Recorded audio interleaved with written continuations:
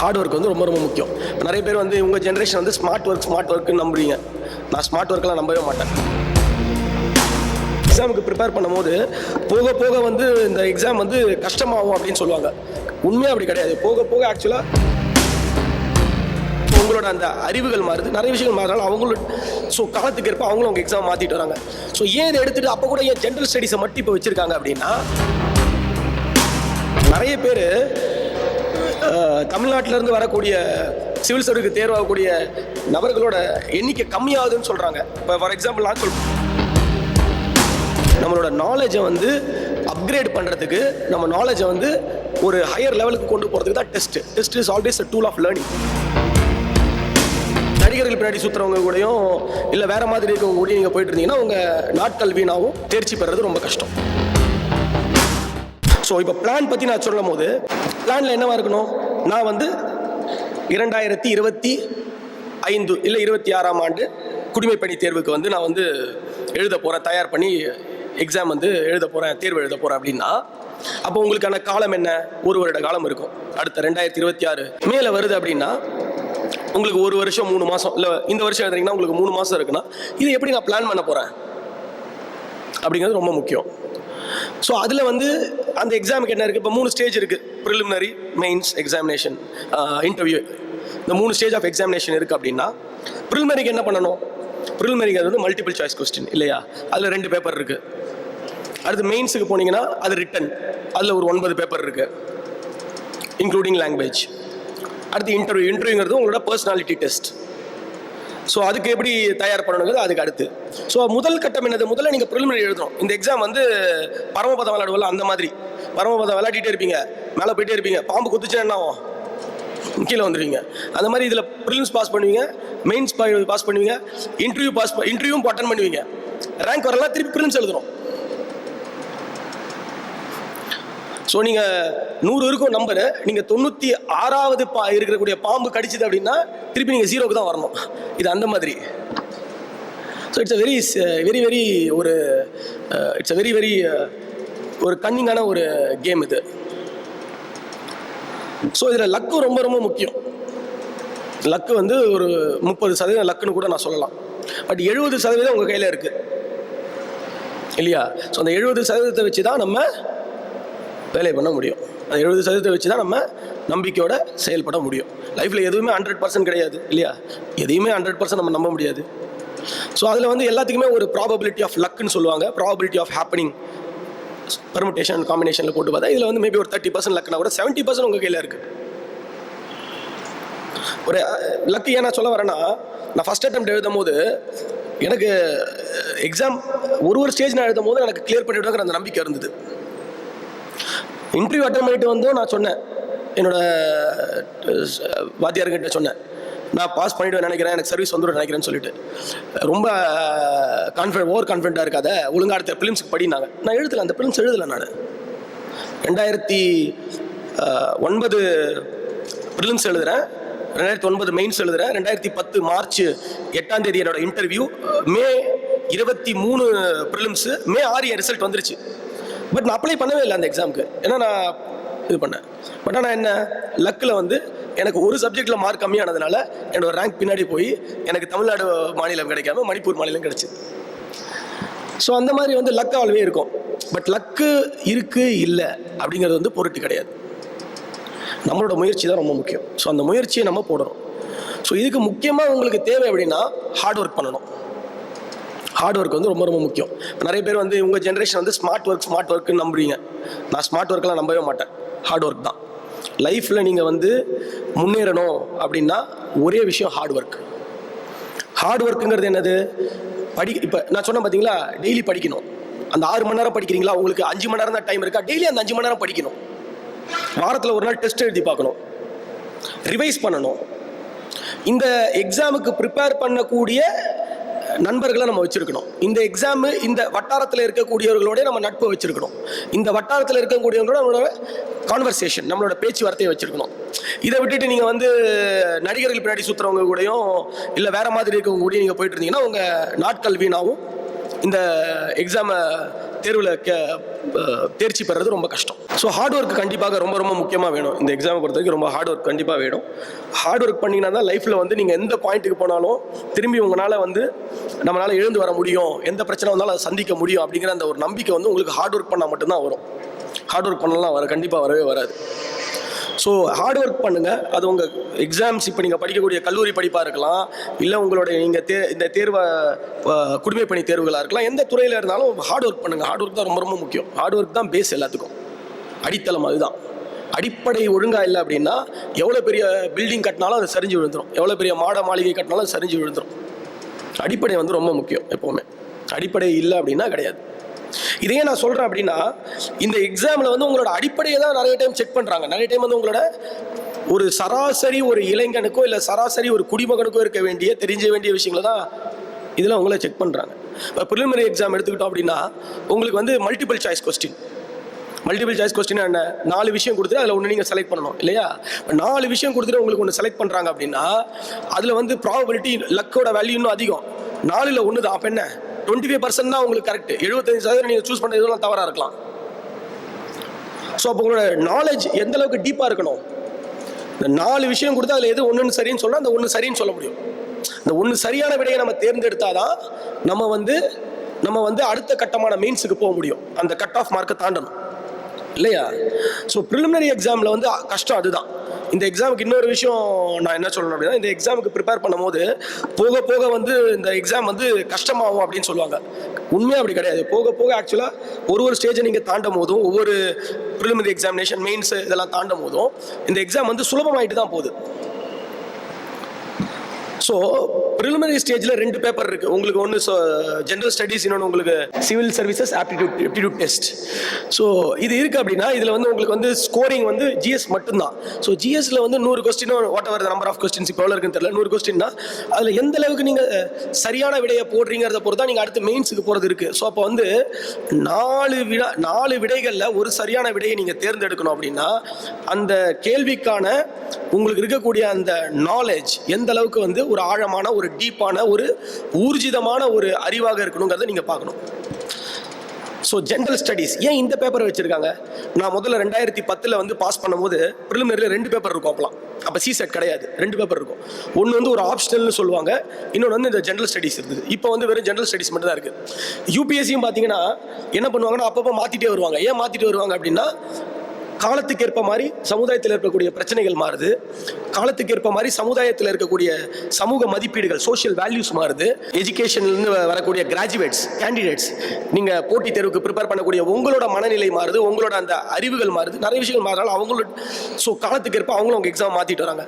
So ஏன் இதை எடுத்துகிட்டு அப்போ கூட ஏன் ஜென்ரல் ஸ்டடீஸை மட்டும் இப்போ வச்சுருக்காங்க அப்படின்னா, நீங்கள் வந்து ஒரு அரசு பணிக்கு தேர்வாகுறீங்க அப்படின்னா உங்களுக்கு சில பொது அறிவு வேணும். ஜென்ரலாக புவியியல்னா என்னன்னு தெரிஞ்சிருக்கணும், ஜென்ரலாக வேதியியல்னா என்னன்னு தெரிஞ்சிருக்கணும், ஜென்ரலாக வந்து பொலிட்டிக்கல் சயின்ஸை பற்றி தெரிஞ்சிருக்கணும், ஜென்ரலாக வந்து உங்களுக்கு எக்கனாமிக்ஸ் அதை பற்றி தெரிஞ்சிருக்கணும், பொருளாதாரத்தை பற்றி தெரிஞ்சிருக்கணும், கான்ஸ்டியூஷன் இந்திய அரசியலமைப்பு சாசன சட்டம் அது தெரிஞ்சிருக்கணும். இதெல்லாம் எதுக்கு? ஒரு குடிமகனா உங்களுக்கு இது தெரிஞ்சிருக்கணும். இது தெரிஞ்சிருந்தா தான் வந்து நீங்கள் ஒரு நல்ல ஒரு அதிகாரியா நீங்கள் செயல்பட முடியும். ஏன்னா நம்ம நாட்டில் இருக்கக்கூடிய சட்டங்களை செயல்படுத்த தான் நம்ம அதிகாரியா செய்ய போகிறோம் இல்லையா? சட்டத்தை இயற்றத்துக்கு வந்து லெஜிஸ்லேட்டிவ் அசம்பிளியும் பார்லிமெண்ட் இவங்கெல்லாம் இருக்காங்க, அவங்க தான் சட்டத்தை இயற்றுறாங்க. சட்டத்தில் இருக்கக்கூடிய பிரச்சனைகளை கையாளுறதுக்கும் அது சரியா தவறான்னு சொல்றதுக்கு தான் வந்து ஜுடிஷியரி, நீதித்துறை இருக்காங்க. பட் அந்த சட்டத்தை செயல்படுத்துறது யாரு? செயல்படுத்தி பொதுமக்களுக்கு வந்து நலத்திட்டங்களா இருக்கலாம், இல்லை காவல்துறை மாதிரி எங்களை இருக்கக்கூடிய ரெகுலேட்டரி பாடியா இருக்கலாம். எங்களோட வேலையா இருந்தாலும் என்னது, சட்டத்தை செயல்படுத்துறது தான். ஸோ அப்போ உங்களுக்கு வந்து எல்லா ஒரு சப்ஜெக்டோட ஓவரால் அண்டர்ஸ்டாண்டிங் வேணும். ஸோ ஜென்ரல் ஸ்டடீஸுக்கு படிக்கும் போது நீங்கள் ஸ்கூல் புக்ஸ் எல்லாம் நிறைய படிக்கணும். படித்து உங்களோட அந்த அடிப்படை அறிவை வளர்த்துக்கணும். இந்த அடிப்படை அறிவை வளர்க்காமல் இருந்தோம் அப்படின்னா நீங்கள் கண்டிப்பாக வந்து உங்களோட பேஸும் ஸ்ட்ராங்காக இருக்காது. ப்ரிலிமினரி கிளியர் பண்ணுறதே கஷ்டம். நிறைய பேர் தமிழ்நாட்டிலேருந்து வரக்கூடிய சிவில் சர்வீஸ்க்கு தேர்வாகக்கூடிய நபர்களோட எண்ணிக்கை கம்மியாகுதுன்னு சொல்கிறாங்க. இப்போ ஃபார் எக்ஸாம்பிள் நான் சொல்கிறேன், நான் 2010 வந்து கிளியர் பண்ணும்போது அந்த வருஷம் 1050 பேரை செலக்ட் பண்ணுறாங்க யூபிஎஸ்சி மொத்தமாக இந்தியா முழுவதும். நான் சொன்ன அந்த 24 வெவ்வேறு பணிகள் சர்வீசஸ்க்கும் ஆல்மோஸ்ட் வந்து 100 பேருக்கு மேலே தமிழ்நாட்டில் இருந்திருந்தாங்க, சுமார் 100 பேர்கிட்ட. அப்போ எவ்வளோ பர்சன்டேஜ் வருது? 10% மேலே வருது இல்லையா? இப்போ பார்த்தா ரொம்ப கம்மியாயிடுச்சு. காரணம் என்ன? இப்போ வந்து நம்ம ப்ரிலிமினரி ஸ்டேஜில் நிறைய பேர் ஃபெயில் ஆகிறாங்க. அதுதான் காரணம். ஏன் காரணம்னா நம்ம இன்டெப்த்தாக ஜென்ரல் ஸ்டடீஸ் படிக்க மாட்டேங்கிறோம். அது வந்து ஜியாகிரஃபியாக இருக்கலாம், ஹிஸ்ட்ரியாக இருக்கலாம், பொலிட்டிக்கல் சயின்ஸாக இருக்கலாம், கரண்ட் அஃபேர்ஸாக இருக்கலாம். ஒரு சின்ன எக்ஸாம்பிள் சொல்ல, கரண்ட் அஃபேர்ஸ் எல்லாருமே புக் எடுத்து படிக்கிறாங்க, நோட்ஸ் மாதிரி வந்து அந்த புக்கை வச்சு படிக்கிறாங்க. நான் ஒரு நாள் கூட என்னோட தேர்வுக்கு பயிற்சி எடுக்கும் போது ஒரு நாள் கூட நான் வந்து அந்த மாதிரி நோட்ஸ் படித்ததே கிடையாது. ஒரு நாள் நான் 1 மணி நேரத்துலேருந்து 1.5 மணி நேரம், சில நேரம் 2 மணி நேரம் பேப்பரை படித்து அதில் நோட்ஸ் எடுப்பேன். காரணம் என்ன? ஒரு செய்தியில் வந்து அதை செய்தியாக மட்டும் பார்க்கக்கூடாது. அந்த செய்தியில் ஒரு கண்ணோட்டம் இருக்கும், அந்த செய்திக்கு வந்து ஒரு பின்புலம் இருக்கும். அந்த செய்தியிலேருந்து நம்ம நிறைய விஷயம் தெரிஞ்சுக்கலாம். ப்ளஸ் அதை படிக்கும் போது ஒரு எடுத்துக்காட்டு, நான் ஹிந்து பேப்பர் படிக்கிறேன், இல்லை ஒரு பேப்பர் இந்தியன் எக்ஸ்பிரஸ் படிக்கிறேன், இல்லை ஏதாவது ஒரு பேப்பர் படிக்கிறேன், டைம்ஸ் ஆஃப் இந்தியா ஏதாவது படிக்கிறேன் அப்படின்னா, அதுலேருந்து வந்து எப்படி வந்து ஒரு விஷயத்தை வந்து ஒரு ஆசிரியர் எழுதுறாரு, அவரோட எழுதுகிற வளம் எப்படி இருக்குது, என்னென்ன வார்த்தைகளை உபயோகிக்கிறாரு, அவரோட கோர்வை, அந்த வாக்கியத்தை அமைக்கிற சென்டென்ஸ் அமைக்கக்கூடிய அந்த கோர்வை எந்த அளவுக்கு இருக்குது, இதெல்லாம் பார்க்க முடியும். ஸோ அது வந்து மெயின்ஸ் எக்ஸாமுக்கு யூஸ்ஃபுல் ஆகும். நான் அடுத்த மெயின்ஸ் எக்ஸாம் பற்றி சொல்கிறேன். பட் ஆனால் இந்த மெயினாக நம்ம வந்து இந்த ப்ரிலிமினரியிலே வந்து நம்ம கோட்டை விடுறதுக்கு காரணம் வந்து இதுதான், இன்டெப்த்தாக நம்ம படிக்காமல் இருக்கிறது தான். அதே போல் ரொம்ப முக்கியமான விஷயம், படிக்கிறது ஒரு பக்கம் இருந்தாலும் ரிவைஸ் பண்ணணும். என்னோட பிளான் எப்போவுமே எப்படி இருக்கும் அப்படின்னா, நான் 5 நாள் படிப்பேன், இல்லை சில டைம் 6 நாள், சனிக்கிழமை வரைக்கும் படிப்பேன். சண்டே காலையில் ரிவைஸ் பண்ணுவேன். சண்டே ஈவினிங் ஏதாவது டெஸ்ட் வச்சுருந்தாங்க போய் எழுதுவேன். சண்டே இல்லைனா சண்டே மதியத்துக்கு அப்புறம் ஏதாவது ரிலாக்ஸ், ஏதாவது படம் பார்க்குறது, இல்லை வேறு ஏதாவது ஹாபிஸ் என்னோட இது பண்ணுறது அது பண்ணுவேன். ஸோ ரொம்ப ஸ்ட்ரெஸ்ஸும் ஆகாமல் இருக்கும். இல்லை நம்மளுக்கு வந்து வேறு ஒரு அந்த ரிலாக்ஸ் ஆகிற, அந்த மைண்ட் ரிலாக்ஸ் ஆகக்கூடிய அந்த மனநிலை வரும். ஸோ டெஸ்ட் எழுதணும். டெஸ்ட்டு ரொம்ப முக்கியம். டெஸ்ட்டு வந்து எல்லாருமே வந்து எழுதுறதுக்கு பயப்படுவாங்க. இந்த எக்ஸாம் படிக்கும்போது எழுதுறதுக்கு பயப்படுவாங்க. டெஸ்ட்டு வந்து it is a tool of learning. Test வந்து வெறும் உங்களை சோதனை பண்ணுறதுக்கு உங்களோட நாலேஜ் எந்த அளவுக்கு படிச்சிங்கன்னு பார்க்குறது கிடையாது. அது வந்து நம்மளோட நாலேஜை வந்து அப்கிரேட் பண்ணுறதுக்கு, நம்ம நாலேஜை வந்து ஒரு ஹையர் லெவலுக்கு கொண்டு போகிறதுக்கு தான் test. Test is always a tool of learning. So test நிறைய எழுதி பார்க்கணும். ப்ரிலிமினரியை பொறுத்த வரைக்கும் டெஸ்ட்டு நிறைய எழுதி பார்க்கணும். அதில் 3 விஷயம் சொல்லுவாங்க, யூஸ்வலாக அவங்களுக்கு சொல்லிக் கொடுப்பாங்கன்னு நினைக்கிறேன். நம்ம செலக்ட் பண்ணக்கூடிய 4 விடைகளில் ஷுவர் ஷாட் எது, கெஸ் எது, எலிமினேஷன் எதுன்னு சொல்லுவாங்க. ஸோ எந்த அளவுக்கு உங்களோட ஷுவர் ஷாட்னா கண்டிப்பாக நான் சரின்னு சொல்கிறேன். இந்த 4 விடையில் இது ஒன்று சரின்னு சொல்கிறேன், அது சரியாக இருந்தால் அப்போ நான் அதை நல்லா படிச்சிருக்கேன், அதோட புரிதல் எனக்கு ரொம்ப அதிகமாக இருக்குது, என்னோட மனதில் வந்து அது ஆழமாக பதிஞ்சிருக்குன்னு அர்த்தம். அது வந்து ஒரு ஃபேக்டாக இருக்கலாம், இல்லை ஒரு கான்செப்டாக இருக்கலாம், இல்லை ஒரு ஸ்டாட்டிஸ்டிக்ஸாக இருக்கலாம், எது வேணாலும் இருக்கலாம்.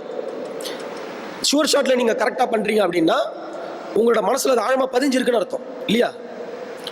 அதுவே நீங்கள் வந்து கெஸ்ஸில் போடுறீங்க அப்படின்னா, இதை நான் எங்கேயோ படிச்சிருக்கேன், ஞாபகத்தில் இருக்குது, ஓகே இந்த 2ல் ஏதாவது 1 போடுறேன், கரெக்ட், ஓகே. அப்போ அந்த மாதிரியான விஷயங்களை நீங்கள் மறுபடியும் படிக்க வேண்டியிருக்கு. ஸோ டெஸ்ட் எழுதும் போது கெஸ்ஸில் உங்களுக்கு கரெக்ட் ஆச்சுன்னா படிக்கணும். அப்போ தான் அது மறுபடியும் உங்கள் மைண்டில், சப்கான்ஷியஸ் மைண்டில் அது பதியும், இல்லைனா பதியாது. 3வது வந்து எலிமினேஷன். எலிமினேஷன் வந்து 4ல் இது சரியாக இருக்க வாய்ப்பு இல்லை, இது சரியாக வாய்ப்பு இல்லை, இது 2ல் ஓகே, இது ஓகே. அப்படின்னா என்ன அர்த்தம்? அப்போ நம்மளோட ஐடியா இஸ் ஓகே, இந்த விஷயத்துக்கு இது வரும், இது வராது அப்படின்னு நம்மளோட அந்த ஒரு idea is okay. But again அதுலேயும் நம்மளோட நாலேஜ் வந்து 100% கிடையாது.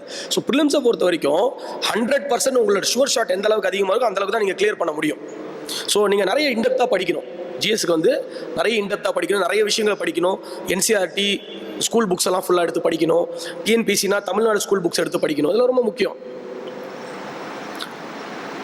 ஸோ ப்ரிலிம்ஸுங்கிறது வந்து எனக்கு தெரிஞ்சு இந்த எக்ஸாம் செட்டப்லேயே ப்ரிலிம்ஸ் தான் கஷ்டமானது. ஏன்னா வந்து நான் சொல்கிற இந்த மாதிரி இந்த ஷுவர் ஷார்ட்டாக கொண்டு வரது ரொம்ப கஷ்டம். அடுத்து மெயின்ஸ் பார்த்தீங்க அப்படின்னா எழுதுறது டிஸ்கிரிப்டிவ் இல்லையா? ஸோ மெயின்ஸுக்கு வந்து ஒரு ஆப்ஷனல் இருக்குது, 2 பேப்பர். ஜிஎஸ்ல 4 பேப்பர் இருக்குது, எஸ்ஏ ஒரு பேப்பர் இருக்குது, 7 பேப்பர் வந்து மார்க்குக்குள்ள paper. Again English and language, Tamil எடுத்தால் தமிழ், தெலுங்கு எடுத்தால் தெலுங்கு, மலையாளம் எடுத்தால் மலையாளம், அந்த மாதிரி. அது வந்து உங்களுக்கு வந்து குவாலிஃபைங் தான், எப்படி சிசாட் குவாலிஃபைங்கோ அது மாதிரி குவாலிஃபைங். ஸோ மெயின்ஸை பொறுத்த வரைக்கும் நீங்கள் வந்து எழுதி பழகணும், நிறைய எழுதி பழகணும். இந்த எழுதி பழக எப்படி நான் இப்போ சொன்ன பார்த்தீங்கன்னா பேப்பர் படித்தா தான் வரும். ஏன்? அப்போ தான் ஒரு ஆசிரியர் எப்படி எழுதியிருக்காருன்னு தெரியும். ஓகே, ஒரு விஷயத்தை வந்து எப்படி அவர் போர்ட்ரே பண்ணுறாரு. ஏன்னா கேள்விகள் அப்படி தான் இருக்கும். கேள்வி வந்து ஜென்ரலாக வந்து விளக்குக, எக்ஸ்பிளைன் அப்படிங்கிறது பெருசாக இருக்காது, இல்லை வாட் ஆர் தி அப்படின்னு இருக்காது. சும்மா வந்து நம்ம இந்த புக்கில் இருக்கிறத அப்படியே ஒப்பிக்கிற மாதிரி. இது வந்து உங்களோட அறிவை தூண்டி அந்த விஷயத்தில் உங்களுக்கு இருக்கக்கூடிய உங்களுடைய நாலேஜ் வந்து எப்படி நீங்கள் வந்து ஒரு ஒரு இன்டெலெக்சுவல் டிஸ்கோர்ஸ், ஒரு டிஸ்கஷனாக கொண்டு வரீங்கன்னு தான் இருக்கும். அதில் நிறைய டைப் ஆஃப் கொஸ்டின்ஸ் வரும். இல்லஸ்ட்ரேட்னு வரும், நிறைய வரும். கிவ் வித் எக்ஸாம்பிள், எலுசிடேட்னுவாங்க, நிறைய இருக்கும். ஸோ அதுக்கு வந்து நீங்கள் நிறைய டெஸ்ட் எழுதி பழகணும். மெயின்ஸுக்கு வந்து உங்கள் ஆப்ஷனலாக இருக்கலாம், இல்லை டிஎன்பிஎஸ்சி ஆப்ஷனல் இருக்குது. பட் ஜிஎஸ் தான் உங்களுக்கு மெயின். இப்போ டிஎன்பிஎஸ்சி எக்ஸாமாக இருந்தாலும் ஜிஎஸ் மட்டும்தான். யூபிஎஸ்சி இருந்தாலும் 1000 மார்க் ஜிஎஸ், 500 மார்க் தான் ஆப்ஷனல், 1000 மார்க் ஜிஎஸ் இருக்குது, ப்ளஸ் 250 மார்க் உங்களுக்கு எஸ்ஏ இருக்குது. ஸோ அதுதான் ஜிஎஸ் வந்து ரொம்ப முக்கியம் உங்களுக்கு. ஸோ நீங்கள் எக்ஸாம் நிறைய எழுதணும், வெவ்வேறு கொஸ்டின்ஸ்க்கு எழுதணும். அந்த எக்ஸாம் எழுதுறத வந்து நீங்கள் செக் பண்ணி பார்க்கணும். இந்த கொஸ்டினுக்கு நான் இப்படி எழுதிருக்கக்கூடாது, ஏன்னா அதில் உங்களுக்கு வேர்ட் லிமிட் இருக்குது. ஸோ படிக்கிறது பாதி நேரம்னா உங்களோட பாதி நேரம் டெஸ்ட்டுக்கு போயிடும் மெயின்ஸில். ஸோ அக்டோபரில் உங்களுக்கு மெயின்ஸ் வருதுன்னா, மேலேருந்து அக்டோபர் 5 மாதங்களில் உங்களால் வந்து கண்டிப்பாக ஒரு புது சப்ஜெக்டை கற்றுட்டு படிக்க முடியாது. ஆப்ஷனில் பொறுத்த வரைக்கும், ஃபார் எக்ஸாம்பிள் நான் வந்து ஏரோநாட்டிக்கல் இன்ஜினியரிங் படிச்சிருந்தேன். நான் வந்து ஃபஸ்ட்டு டைம் தேர்வு எழுதும் போது பப்ளிக் அட்மினிஸ்ட்ரேஷன் அண்ட் சோஷியாலஜி எடுத்திருந்தேன், சம்மந்தமே கிடையாது. ரெண்டாவது தடவை வந்து பப்ளிக் ஒரு ஆப்ஷன் தான். ஸோ பப்ளிக் அட்மினிஸ்ட்ரேஷன் எடுத்துகிட்டு சோஷியாலஜி மட்டும் போட்டிருந்தேன். ஸோ கண்டிப்பாக அந்த 6 மாத காலங்களில் இந்த மாதிரி ஒரு புது சப்ஜெக்ட் நீங்கள் படிக்கவே முடியாது. ஸோ நீங்கள் மேபி நிறைய பேர் ஆர்ட்ஸ் பேக்ரவுண்டில் இருப்பீங்க, ஹிஸ்ட்ரி போடலாம், ஜாகிரஃபி போடலாம். ஸோ உங்களுக்கு அந்த ஒரு அட்வான்டேஜ், ஆடட் அட்வான்டேஜ் இருக்கலாம். எனக்கு அது இல்லாமல் இருந்தது. ஸோ அந்த மாதிரி இருக்கக்கூடிய ஸ்டூடெண்ட்ஸ் வந்து நீங்கள் வந்து ஐடியலாக இந்த அடுத்த ப்ரிலிம்ஸ் எழுத போகிறீங்கன்னா இப்போவே உங்கள் மெயின்ஸ்க்கான ஆப்ஷன் நீங்கள் முடிச்சிடணும். அப்போ அந்த 6 மாதத்தில் நீங்கள் வந்து ரிவைஸ் பண்ணி டெஸ்ட் எழுதுறதுலையும் அதுலேயும் அவங்க நீங்கள் நிறையா செலவிட முடியும். இதெல்லாம் நான் எதுக்கு சொல்கிறேன் அப்படின்னா, உங்களோட ஃபஸ்ட் அட்டெம்ப்ட்லேயே கிளியர் பண்ணணும்னு ஆசைப்படுறவங்களுக்காக நான் சொல்கிறது. அண்ட் டெஸ்ட் நிறைய எழுதணும். ஏன்னா இதுதான் பிளான். இந்த பிளான் தான் நான் பண்ணேன். என்னோட எக்ஸாம்பிளோட நான் சொல்கிறேன். நான் பண்ணாத எதுவுமே சொல்கிறேன், பண்ணதான் சொல்கிறேன். என்னோட ஃபஸ்ட் அட்டெம்ப்ட்டில் 2 ஆப்ஷன் சொன்னேன் இல்லைங்களா. நான் 2009 ப்ரிலிம்ஸ் எழுதுறதுக்கு முன்னாடியே என்னோட பப்ளிக் அட்மினிஸ்ட்ரேஷன் நான் முடிச்சிட்டேன். 2008 ஜூன்லேருந்து 2008 நவம்பருக்குள்ளே பப்ளிக் அட்மினிஸ்ட்ரேஷன் அண்ட் ஜிஎஸ் கிளாஸை முடிச்சிட்டேன். ஸோ 2008 நவம்பர் டிசம்பர்லேருந்து 2009 மே எழுதுகிற வரைக்கும் வெறும் டெஸ்ட் மட்டும் தான் போயிட்டு இருந்தேன். டெஸ்ட் போக ரிவைஸ் பண்ணுவேன், both public administration and GS ரெண்டுமே இருந்தது. அப்போ அதுக்கப்புறம் மே மாதத்தில் முடித்த உடனே நான் அடுத்த ப்ரிலிம்ஸ் சொன்னேன், எழுதலைன்னு சொன்னேன். நான் எழுதலை, நான் வந்து மெயின்ஸ்க்கு படிக்க ஆரம்பித்தேன். சோஷியாலஜி ஆப்ஷன் போட்டு மெயின்ஸ் படிக்க ஆரம்பித்தேன். அப்படி தான் முடித்தேன்.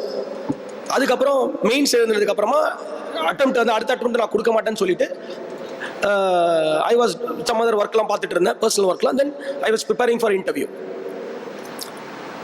ரெண்டாவது அட்டம் நான் கொடுக்கும்போது நான் ஒர்க் பண்ணிட்டு இருந்தேன். மணிப்பூரில் ட்ரைனிங் முடிச்சு ஒர்க் பண்ணிட்டு இருந்தேன். ஒர்க் பண்ணும்போது எனக்கு டைமே இருக்காது, ஏன்னா போலீஸில் உங்களுக்கு எப்படி வேலை இருக்குன்னு தெரியும். ஸோ பட் ஆனால் வந்து அப்போ வந்து நான் சிசேட் அப்போ தான் கொண்டு வராங்க. சிசேட் வந்து நான் இன்ஜினியரிங்னால எனக்கு கொஞ்சம் ஈஸியாக இருந்தது. ஸோ அதனால் வந்து நான் வந்து ஃபோக்கஸ் வந்து பப்ளிக் அட்மினிஸ்ட்ரேஷனை எடுத்துகிட்டு சோஷியாலஜி மட்டும் வச்சேன். ஏன்னா சோஷியாலஜியோட சிலபஸ் சின்னது, சோஷியாலஜி படிக்கவும் ரொம்ப இன்ட்ரெஸ்டிங்கான ஒரு சப்ஜெக்ட். யாராவது சோஷியாலஜி ஸ்டூடெண்ட் இருக்கீங்களா? யாருமே இல்லை. ஸ்டூடெண்ட்ஸ் எல்லாமே ஆர்ட்ஸ் தானே இங்கே இருக்கவங்களா? இருக்கீங்களா? ஒருத்தர் மட்டும் இருக்காரு. இன்ஜினியரிங் படிச்சவங்க எத்தனை பேர் இருக்கீங்க? ஓகே, கொஞ்சம் கம்மி. Okay, from arts background like history, Tamil literature, geography, physics, chemistry, biology. Okay, MBA graduates இருக்கீங்களா? எம்பிஏவும் இருக்காங்க. ஓகே, டாக்டர்ஸ் யாராவது இருக்கீங்களா? டாக்டர் இருக்காரு. ஸோ அப்போ வந்து எனக்கு அந்த சிசேட் வந்ததுனால கொஞ்சம் ஈஸியாக இருந்தது. ஸோ சோஷியாலஜி மட்டும் வச்சு சோஷியாலஜி ரிவைஸ் பண்ணேன், ஜிஎஸ் மறுபடியும் ரிவைஸ் பண்ணேன். அப்படி தான் எக்ஸாம் எழுதினேன். ஸோ அந்த பிளான் வேணும். இந்த பிளானில் வந்து இதெல்லாம் எப்போ எதை பண்ணணும் அப்படிங்கிற அந்த பிளான் நீங்கள் பண்ணணும். இல்லைனா வந்து உங்களோட முதல் முயற்சியில் பிளான் பண்ணுறது கஷ்டம், ரெண்டாவது முயற்சியில் பண்ணுறது கூட கஷ்டமாக போயிடும். அடுத்து உங்களுக்கு இன்டர்வியூங்கிறது வந்து it is nothing but a personality test. அதுக்கு முன்னாடி மெயின்ஸில் இன்னொரு முக்கியமான விஷயம் என்ன அப்படின்னா, நான் இந்த டெஸ்ட் எழுதணும்னு சொன்னேன் இல்லைங்களா. டெஸ்ட்டில் நீங்கள் முக்கியமாக பார்க்க வேண்டிய விஷயம் வந்து ஒரு கொஸ்டினுக்கு எத்தனை வேர்டு லிமிட் கொடுக்குறாங்க. ஏன்னா அந்த கொஸ்டினில் வந்து வேர்ட் லிமிட்னு ஒன்று கொடுத்துருப்பான், எழுதுகிற இடம் எவ்வளோன்னு கொடுத்துருப்பான். அந்த எழுதுகிற இடத்துக்குள்ளே தான் நீங்கள் எழுதணும். ஒரு பக்கமோ ஒரு 3/4 பக்கமோ 2 பக்கமோ தான் கொடுத்துருப்பான். ஸோ அதில் நிறைய சேலஞ்சஸ் இருக்குது. ஸோ நீங்கள் அதில் அது வந்து ஆர்ட். யாருமே வந்து பெரிய எழுத்தாளராக இருக்க முடியாது. இப்போ நிறைய புக் எழுதுறவங்களாம் கூட பார்த்துருப்பீங்க, பெரிய பெரிய ரைட்டர்ஸ் இருப்பாங்க. பெரிய பெரிய ரைட்டர்ஸ்லாம் பார்த்தீங்க அப்படின்னா அகாதா கிறிஸ்டின்னு சொல்லுவாங்க, ரோண்டா பிரைன், நிறைய பேர் இருக்காங்க இல்லையா. அவங்க பார்த்தீங்கன்னா ஃபஸ்ட்டு புக்கு எழுதும் போது இருந்ததை விட அப்புறமா போக அவங்களோட புக்ஸ் நிறைய நல்ல புக்ஸ்லாம் கொடுப்பாங்க. சில பேர் 1-2 புக்லேயே போயிடுவாங்க. காரணம் என்ன அப்படின்னா, யார் வந்து நிறைய புக்ஸ் கண்டினியூஸாக கொடுத்து பெஸ்ட் செல்லராக போகிறாங்களோ அவங்க வந்து அவங்களோட எழுதக்கூடிய திறமையை அப்கிரேட் பண்ணுறாங்கன்னு அர்த்தம். அவங்க எழுதக்கூடிய திறமையவும் அவங்களுடைய அந்த சொல்ல வரக்கூடிய அந்த விஷயமோ அது என்ன விதமான புத்தகமாகவும் இருக்கலாம், அதை அப்கிரேட் பண்ணுறாங்கன்னு அர்த்தம். ஸோ அதே போல் நீங்கள் டெஸ்ட்டு நிறைய எழுதினாதான் இத்தனை வார்த்தைகளுக்குள்ளே எழுதணும், இத்தனை இடத்துக்குள்ளே எழுதணும், இந்த நேர அவகாசம் இதுக்குள்ளே எழுதணும் அப்படிங்கிற அது இது வரும். ஸோ ரொம்ப முக்கியம். ஸோ நிறைய டெஸ்ட் எழுதுங்க. டெஸ்ட் எழுதுனதுக்கப்புறமா அந்த டெஸ்ட்டை உங்கள் நண்பர்கள்கிட்ட கொடுத்து திருத்தலாம், இல்லை நீங்கள் ஏதாவது இன்ஸ்டியூட் போகிற மாதிரி தான் அங்கே கொடுத்து திருத்தலாம். திருத்தி அதில் என்ன பிழைகள் இருக்குது, என்ன பெட்டராக பண்ணணுங்கிறத நீங்கள் பார்க்கணும். வார்த்தை சென்டென்ஸ் ஃபார்மேஷன் கரெக்டாக இல்லையா, நீங்கள் எழுதின விஷயமே தவறாக இருக்கா, இதுக்கு நீங்கள் பார்க்கணும். மூணாவது வந்து பர்சனாலிட்டி டெஸ்ட். பர்சனாலிட்டி டெஸ்ட்டுங்கிறது என்னது, நீங்கள் ப்ரிலிமினரியில் வந்து உங்களோட இன்டெப்த் நாலேஜை செக் பண்ணிட்டாங்க, மெயின்ஸில் வந்து உங்களோட எழுதுகிற திறமையை செக் பண்ணிட்டாங்க. அடுத்து உங்கள்கிட்ட என்ன இருக்குது, என்ன பார்க்க வேண்டியிருக்கு, அடுத்து என்ன பார்க்க வேண்டியிருக்கு? ஒரு அரசு அதிகாரியா உங்களோட பர்சனாலிட்டி எப்படி இருக்குது, நீங்கள் வந்து அரசு வேலைக்கு சரியான ஆளாக இருப்பீங்களா, அரசு வேலைக்கு ஒரு அதுக்கு அரசு அதிகாரியாக இருக்க தேவையான அந்த குவாலிட்டிஸ் உங்கள்கிட்ட இருக்கா, இதுதான் பார்க்குறாங்க. It's a personality test. அது இன்டர்வியூன்னு சொல்ல மாட்டாங்க, அது பர்சனாலிட்டி டெஸ்ட். ஸோ அதில் வந்து நம்மளுக்கு என்னென்ன பண்புகள் வேணும்னு அவங்க நினைக்கிறாங்க அப்படிங்கிறத ஃபஸ்ட் நம்ம புரிஞ்சுக்கணும். அவங்க வந்து நம்மளோட ஒரு அரசு அதிகாரியாக நம்மளோட எண்ணங்கள் எப்படி செயல்படணும், நம்மளோட பர்ஸ்பெக்டிவ், நான் முதல்ல சொல்லுவேன், நம்மளோட கண்ணோட்டம் எப்படி இருக்குது, இதெல்லாம் செக் பண்ணுவாங்க. ஸோ அதுக்கு தயார் பண்ணுறது வந்து வேறு மாதிரி. அது வந்து மூணாவது ஸ்டேஜ். அதுக்கு வந்து நாள் நிறைய இருக்கும். பட் முக்கியமாக சிவில் சர்வீஸுக்கு இப்போ வரைக்கும் நீங்கள் இருக்கக்கூடிய எல்லாருமே என்ன சொல்கிறீங்கன்னா, யாருமே எக்ஸாம் எழுதுறதில்லைன்னு சொல்கிறீங்க. ஸோ அப்போ வந்து முக்கியமாக நீங்கள் செலக்ட் பண்ண வேண்டியது, இப்போ உங்களோட ஃபஸ்ட்டு உங்களோட ஆப்ஷன் என்னங்கிறத சூஸ் பண்ணணும். ரெண்டாவது, நான் முதல்ல சொன்ன பிளானை ரெடி பண்ணணும். அதுக்கப்புறம் நீங்கள் எப்படி படிக்க போகிறீங்க, ஒரு நாளைக்கு எவ்வளோ படிக்க போகிறீங்க, இன்ஸ்டியூட் போகிற சில பேருக்கு இன்ஸ்டியூட் போக முடியும், சில பேருக்கு இன்ஸ்டியூட் போக முடியாது. இன்ஸ்டியூட் போகிறதுனால பெரிய கிடையாது. நிறைய பேர் வந்து இன்ஸ்டியூட் போகாமையே ப்ரிப்பேர் பண்ணி பாஸ் பண்ணியிருக்காங்க. அது வந்து ஒரு எப்படி சொல்கிறதுனா வந்து நீங்கள் வந்து ஓடும் போது வந்து சாதாரண ஷூ போடுறதுக்கும் ஒரு ஸ்பைக்ஸ் போடுறதுக்கும் இல்லை ஒரு காஸ்ட்லியான ஒரு ரொம்ப உயர் ரக ஷூ போடுறதுக்கான ஒரு வித்தியாசம் தான். நான் ஒரு பெரிய வித்தியாசம் சொல்ல மாட்டேன். பட் அகெயின் உங்களுக்கு எது பெட்டர்னு நீங்கள் தான் சூஸ் பண்ணணும்.